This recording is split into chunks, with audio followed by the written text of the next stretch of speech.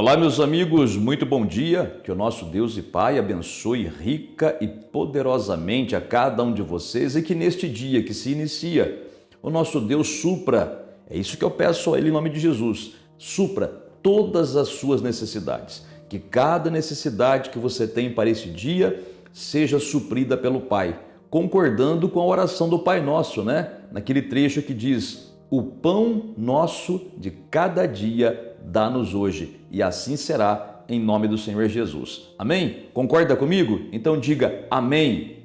Diga, não é para pensar, é para falar. Fala amém.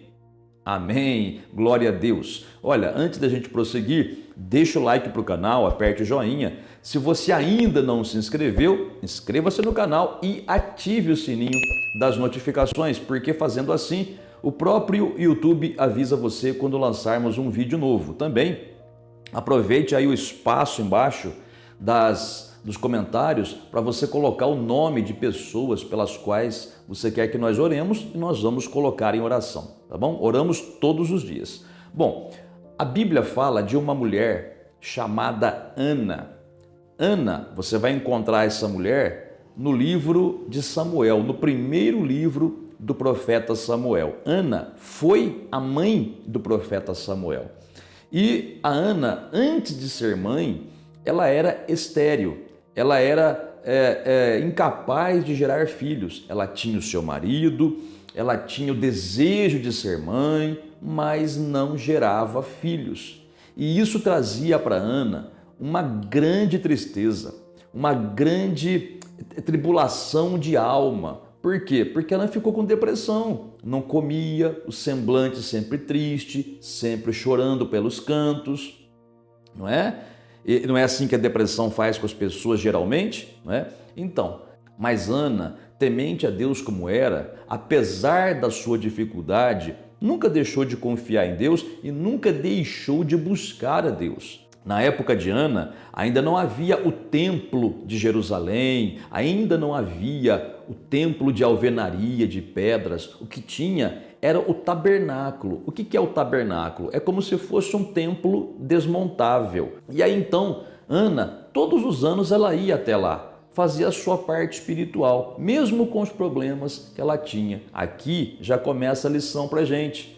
Sabe, quando você deseja algo de Deus, quando você está buscando algo da parte de Deus, você não pode desistir de modo algum. Você precisa se empenhar, mesmo com as lutas que você esteja passando, mesmo com as tribulações que você esteja passando, mesmo diante das perseguições, não abra mão do seu objetivo, não desista, não desista.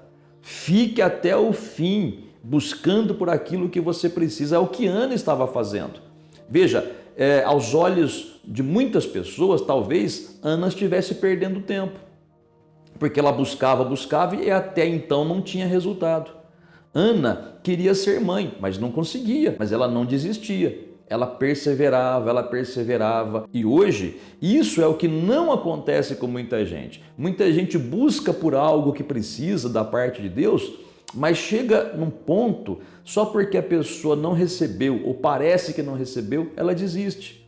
A pessoa começa a buscar por algo e aí só por causa da perseguição que vem, a pessoa desiste. Porque é sempre assim, viu? Quando você quer algo de Deus, quando você quer uma bênção, quando você quer um milagre, muito provavelmente haverá da parte de Satanás uma perseguição contra você. Ele vai levantar alguém ou algumas pessoas ou alguma coisa para tentar impedir você de buscar, para tentar desanimar você, entendeu? É o que você não pode fazer, desanimar, desistir, porque é sempre assim, viu? Por que Satanás ele quer que as pessoas desistam de buscar pelos seus milagres? Sabe por quê? Porque Satanás sabe que Deus é fiel.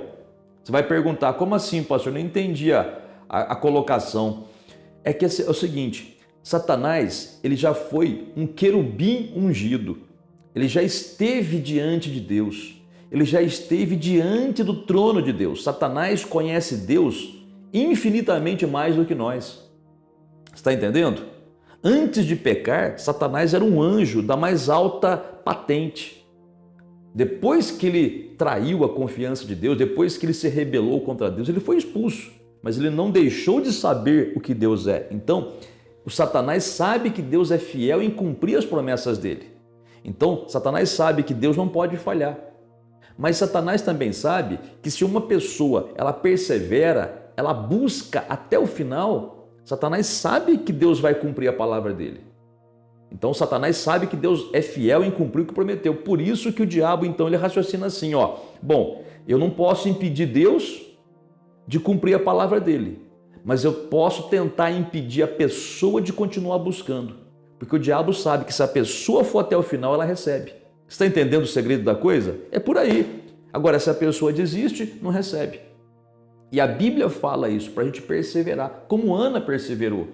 E um certo dia, Ana, ela estava tão angustiada, mas mesmo assim ela estava lá diante do tabernáculo, do templo, mesmo com dificuldade, mesmo triste, mesmo com depressão, mesmo com amargura, não tinha fome, não tinha vontade de comer, estava lá.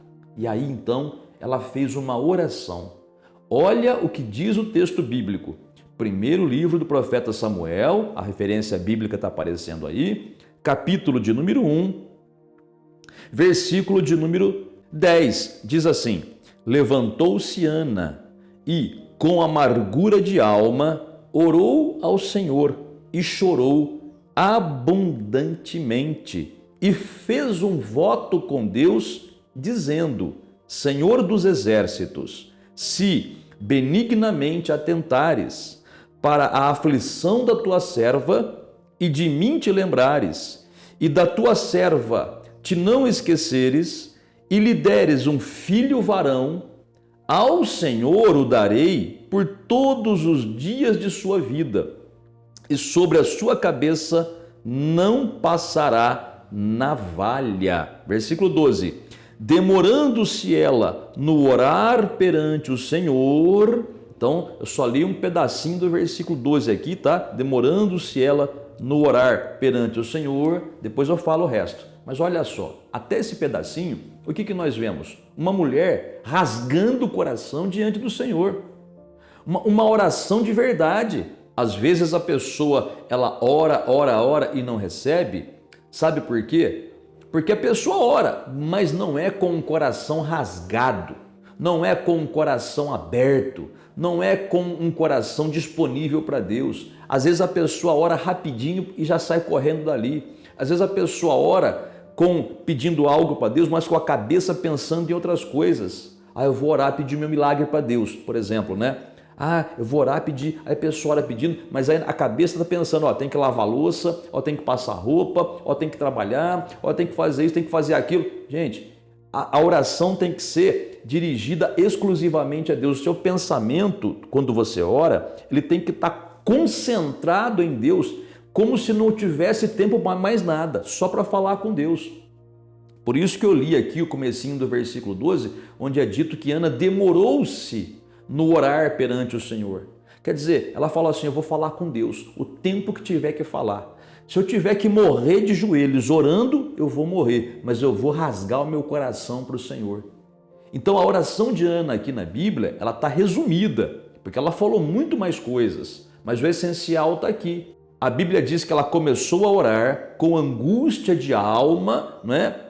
Mas ela orou, ela abriu a boca e falou com o Pai, e falou, e expressou o que estava sentindo, sabe? Gente, uma oração tão sincera assim, não tem como Deus não responder. Deus responde, mas tem que ser uma oração de você rasgue o coração, de você fale para Deus o que você está sentindo, o que você precisa, e também, nessa oração, há necessidade de reconhecer os erros, tá? Porque muitas vezes a gente vai orar a Deus, né, com uma vida errada, e não vai ter resposta. Então, você tem que ser humilde diante de Deus e pedir sim o que você precisa, mas ao mesmo tempo, você precisa reconhecer aquilo que tem errado. Falar para o Senhor assim, Pai, eu estou aqui pedindo um milagre. E eu sei, Pai, que esse milagre é pela Tua graça, porque se depender do meu merecimento, eu não vou receber, porque eu tenho andado errado nisso, naquilo, naquele outro, né? Eu tenho feito o que não agrada aos Teus olhos. Pai, me perdoa por isso em nome do Senhor Jesus. Eu reconheço o meu pecado, me perdoa, tem misericórdia de mim, entendeu? Então tem que fazer isso também, e claro, e praticar, não é? E não estou dizendo que todo mundo tem pecado, né? Está em pecado. Estou dizendo para você que se tiver pecado, precisa confessar ao Senhor. E se não tiver, que você rasgue o coração para Deus, você clame a Deus: Pai, eu tenho te servido, eu tenho sido honesto, honesta, eu tenho feito a tua vontade, Pai, eu tenho perdoado os meus inimigos, eu tenho feito tudo que te agrada para que não haja condenação no meu coração. Pai, responde a minha súplica, sabe? Tem que rasgar o coração. E aí, quando você começa a rasgar o coração, essa é uma oração que tem hora para começar, mas não tem hora para terminar. Entendeu? Nada de ficar apressadinho para terminar a oração para ver as mensagens do WhatsApp. Nada de terminar rapidinho a oração para poder ver as mensagens do Facebook. Nada de terminar rapidinho a oração para poder conversar alguma coisa com alguém. Nada, você tem que começar a orar e não ter tempo para sair de diante de Deus. É por isso que o Senhor Jesus, certa vez, olha a referência bíblica aí, ó, falou que quando a gente vai orar ao Pai, né, em casa, é para a gente entrar no quarto e fechar a porta. Quer dizer, para que não haja interrupção, né? Para que não haja ninguém para atrapalhar a oração, que você fale com Deus o tempo necessário. O tempo necessário. O tempo necessário pode variar muito, né? De minutos até horas, de repente até dias, há ocasiões assim, sabe? Mas tem que rasgar o coração. E sabe o que acontece quando a pessoa faz assim? Deus simplesmente responde com um milagre. Não é um milagre que você está precisando? Não é um milagre na vida financeira? Não é um milagre que você está precisando na vida conjugal, na vida sentimental? Tem uma causa na justiça, está tudo amarrado. É um milagre que você precisa na área judicial. Pois Deus pode fazer, criatura. Ele pode fazer, Ele quer fazer. Mas tudo depende de você se achegar a Deus num espírito de humildade e se rasgar para Ele, desmanchar para Ele, falar o que tem que falar, até você sentir no coração, até você perceber que você foi ouvido, tá? Porque tem pessoas que não perseveram na oração. Elas oram um pouquinho e depois fica naquele espírito de vamos ver o que vai acontecer, né? Tipo assim, eu orei, agora vamos ver o que vai acontecer. Não é vamos ver, peraí, eu orei e eu tenho que ter certeza que aquilo que eu pedi já é meu. Não foi isso que Jesus falou? Olha aqui a referência bíblica no Evangelho de Marcos. O Senhor falou assim, ó, tudo que você pedir em oração, creia que já recebeu. E assim será com você. Você acabou de orar, é para acreditar que já é teu. Mas você só vai ter essa certeza que é teu quando rasgar o coração diante do Senhor. Quando você orar o tempo necessário, falar com Deus, falar, até você sair dali assim, ó, fui respondido. Não tenho provas ainda, meu olho não vê, meus ouvidos não ouvem ainda, não tenho prova documental nenhuma, mas no meu coração eu tenho a prova está no meu coração, a certeza de que eu fui ouvido por Deus, a certeza que eu fui ouvido por Deus. Já aconteceu isso comigo muitas vezes. Sabe aquela situação que você não fala do problema para ninguém, nem para a esposa, nem para ninguém perto, ninguém sabe, só a gente e Deus. E muitas vezes fiquei ali orando, sabe? Ninguém sabendo o que eu estava passando, ninguém. E por que eu não dou glória para o diabo mesmo? Eu não tenho que falar para ninguém o que eu estou passando, né? Quando eu falo para qualquer pessoa que eu estou, na verdade, confessando a derrota, né? Então eu não falo mesmo, tá certo? Porque eu tenho um Deus para quem eu posso falar. Só abre um parênteses aqui, tá? Não é que você não possa conversar com o seu pastor a respeito. É claro que você pode, se você quiser, se você achar que deve, tá bem? Sabe por quê? Porque eu falo isso para você, né? Que muitas situações que eu passei, nunca abri a boca para ninguém, porque eu tenho uma experiência já de vida, uma experiência espiritual, uma bagagem espiritual que você só adquire com o tempo. Não é lendo livros que você adquire, é a experiência, né, na prática mesmo que você adquire isso, tá certo? Então, quando você é mais novo na fé, ou até velho na fé, mas não tem tanto conhecimento da palavra, tanto entendimento, aí eu aconselho você sim a procurar o pastor, a pedir uma direção para ele, uma orientação, porque ele vai te ajudar, tá bom? Agora, estou falando experiências minhas, e orei até, sabe, você sai dali na certeza, é no coração, é no espírito, alguma coisa, é como se batesse um sino, pem, como quem diz, né? Tá feito. um sinal, está feito, mas é no coração, não é físico, é espiritual. Vale muito a pena, como aconteceu com Ana. Quando Ana orou, fez o voto com Deus, né? Que se ela tivesse um filho, ela ia entregar ele para servir ao Senhor a vida inteira, e assim fez. Samuel nasceu, não é? Ana, ela foi só o menino desmamar para poder entregar ele no templo. Ele foi criado no templo, não é? Ele serviu a Deus a vida inteira. E depois disso, Ana teve outros filhos e filhas. Sabia disso? O Senhor curou a Ana de uma tal maneira que ela teve não só o primeiro filho, a quem ela deu como um voto a Deus, mas também teve outros filhos, né? E aí, no finalzinho do versículo de número 18, olha o que diz aí quando a Ana acabou de orar. A mulher se foi a seu caminho e comeu, e o seu semblante já não era triste. Quer dizer, depois que ela rasgou o coração diante de Deus, toda aquela tristeza foi embora. No final da oração, quer dizer, para quem começou a oração angustiada, triste, apertada, sofrendo ali, no final ela saiu dali transformada, porque ela já tinha resposta no coração dela. Filho e filha, é assim até hoje. O nosso Deus não mudou. Os tempos, as datas mudaram, os costumes mudaram, o lugar mudou, mas a fé não mudou e Deus não mudou. O princípio é o mesmo. Rasgue o coração diante de Deus. Não fique rasgando o coração para as pessoas. Não fique procurando vizinho para contar os seus problemas. Não fique procurando amigos, amigas para desabafar o que está acontecendo na sua vida. Não, tem coisas que você precisa falar com poucas pessoas, né? Mas não precisa colocar na Rádio Clube para poder a cidade inteira saber. Não é verdade? Não precisa colocar num veículo de comunicação para todo mundo saber do seu problema, não. Fale com pouquíssimas pessoas a respeito, né? Fale com o seu pastor se você achar que precisa. Mas, gente, a primeira pessoa para quem você tem que se abrir é para o Senhor. É para Ele. Se fecha no quarto, ora.